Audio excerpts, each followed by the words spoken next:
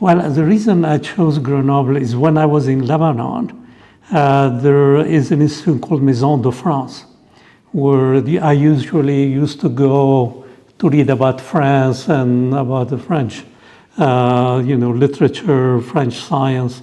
So when I received the fellowship and I was trying to decide where to go, I went to the Maison de France, and the lady there, I asked her, where do you think I should go to France? He said, oh, I'm from Grenoble. Why don't you go to Grenoble? So I went, and of course I read about Grenoble and saw the picture of the mountains and so on. So that's how I decided to come to Grenoble. And when I came here, I didn't come to the EPG first. I came to the university. But then after 1 year, I applied for the exam. At that time, after the MPC, you didn't need to be on preparation for. There was a way of getting into the Grande École through that exam. So that's how I got, in Institut Polytechnique.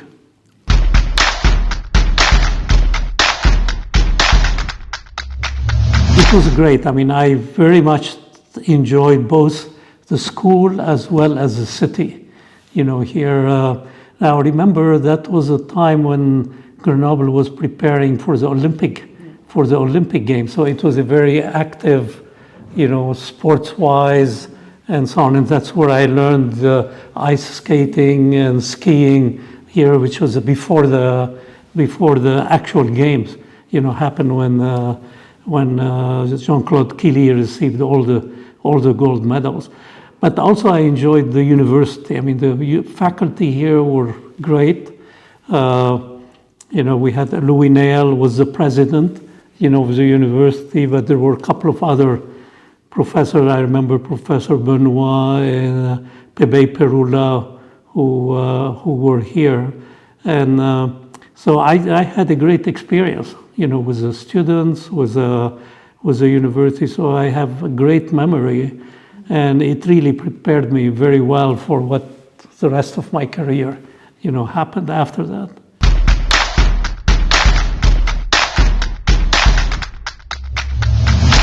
I took the physics class. Louis Néel was lecturing the physics class. And he was very good. He was very much of other than technically being very good, but very much as a gentleman. He was kind of an old professor, but very, very much of a gentleman. And then he received the Nobel laureate a year after I left here. I was at Caltech at that time. And I was very proud of it. So I went and because Caltech had many, many Nobel laureates. At Caltech over the years had like 40 Nobel laureates. So I was very proud to go and tell everybody that my professor at Grenoble is a Nobel laureate also. And it was Professor Néel who encouraged me to go to Caltech. I had a number of choices when I applied to the US, so I had a number of choices between MIT, Berkeley, Caltech, and so on. So I went to Louis Néel and asked him, where do you recommend, that I go? And he looked at the list, and I said, I would recommend Caltech. It's a great university. And he knew some people, also at Caltech.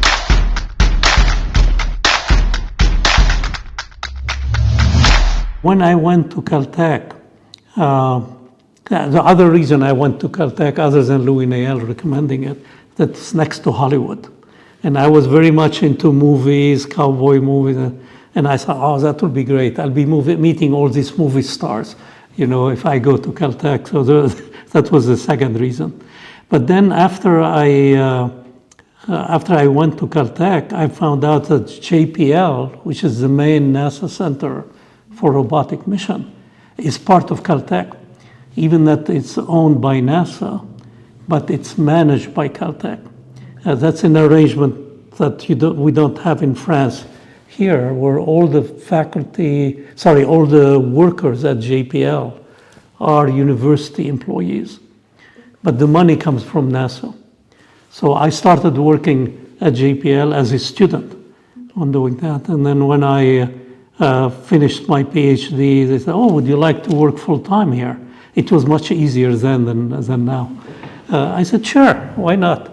I thought I'll work for a few years, and 50 years later, I was still there.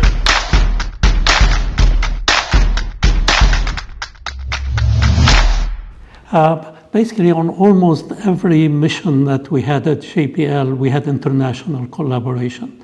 So many countries like fly instruments on JPL spacecraft and vice versa. JPL flies spacecraft international. The biggest collaboration was with France, with CNES. So we had many, many missions jointly that we have developed with CNES. So I used to come very often to Paris and Toulouse. Sorry, at Grenoble there was not much aerospace. It was mostly atomic energy. So I used to come to Toulouse twice a year, particularly when I was director, of JPL. And it was very delightful, also working with CNES. All the presidents of CNES were really great. And they were very happy when they knew that I went to school in France. Because always when they used to come and visit me, or I used to come here, I used to start speaking with them in French, even that was broken French.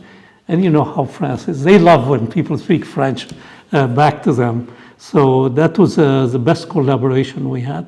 Now, we had also collaboration with Italy, ESA, Germany, but France was the country that we collaborated the most, CNES specifically.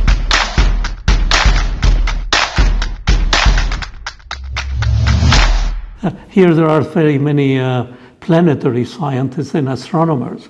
So we had a lot of collaboration, with them. Matter of fact, a number of them worked at JPL and then they moved back, to Grenoble. So now Grenoble is building up the capability much more than it used to be 30 years ago or 40 years ago. At that time, it was mostly centralized in Toulouse.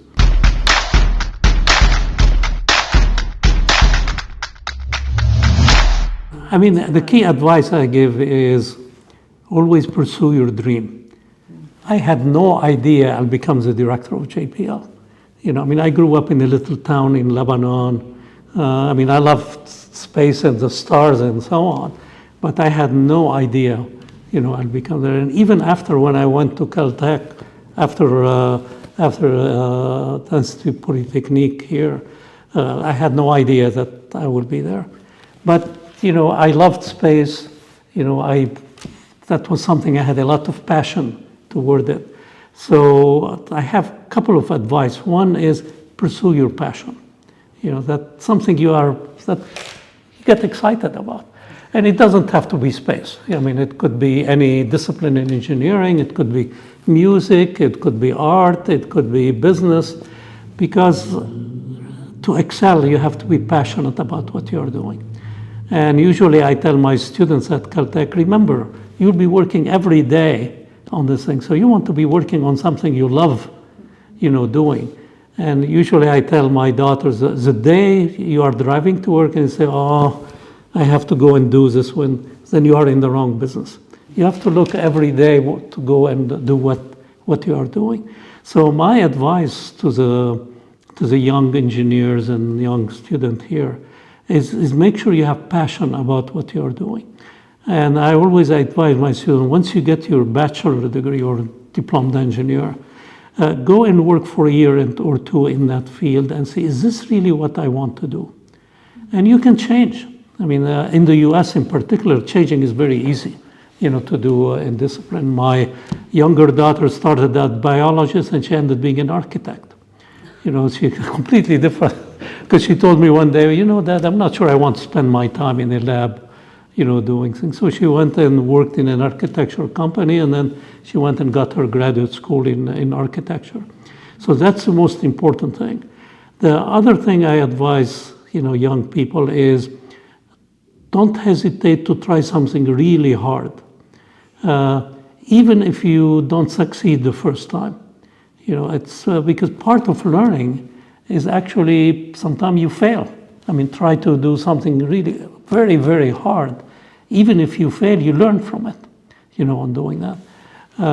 There is a quote which I absolutely love by an American president many years ago, Teddy Roosevelt, which said, "It's far better to try mighty things, even that checkered by failure, than to sit in the twilight that knows neither victory nor defeat." It's a great quote. Matter of fact, it became the logo at JPL. Let's try mighty things, you know. And we failed at JPL. We crashed some spacecraft on Mars, you know, a few times. But we learned from it, and that's how we led to all the great things that we have been doing. So these are the two big advices I give to the young people.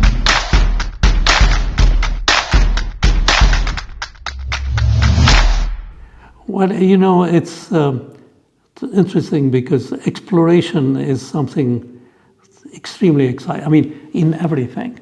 You know, when you are a young kid and you go and explore something new, well, you know, you are fascinated, you know, by it. So effectively at GPL, we were doing exploration every day. And every day had its fascination on doing that. So I don't recall a day where I didn't love going to work. Even though there are some things which are routine, sometimes it doesn't work correctly. Sometimes you get really some setback, you know, on those things. But I never was discouraged. You know, I mean, I felt bad, you know, when we didn't succeed. You know, you feel bad. I mean, that's normal on doing that. But within a day or two, I'm back and saying, okay, let's find out what did we learn from that failure. And it's a spirit that we have across the laboratory. I mean, when I say the laboratory, there is 7,000 people, you know, and engineers and scientists and so on. And that's kind of the spirit that we had, and that's the spirit I tried to nurture in there. I mean, my message to the employees, I mean, in a simple term, I used to tell them, if we succeed on a project, you will be at the podium.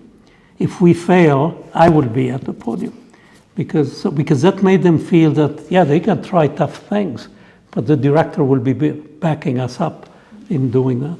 And that's what led to a lot of successes on these 25 missions that you mentioned.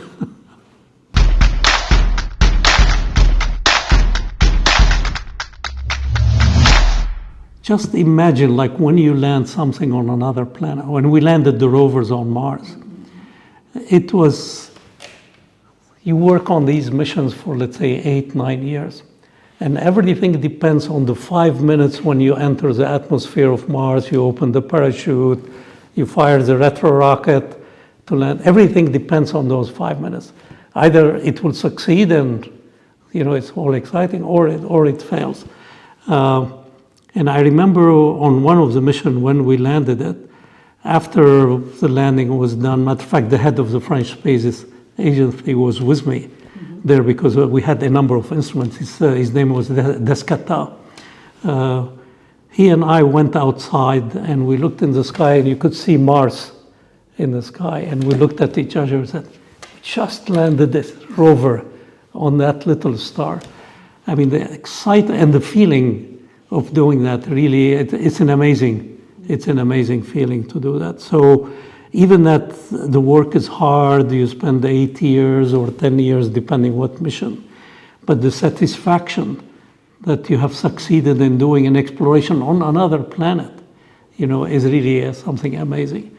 And now when I look at some of the images we get from the rover, you see like the rover, and you see the track of the wheels behind it.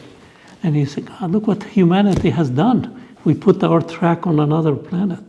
You know, it's an amazing feeling. And I have to give a lot of credit for Grenoble and École Polytechnique, because that's where I started my foundation. You know, my technical, you know, foundation started here. So I'm always delighted to come and visit.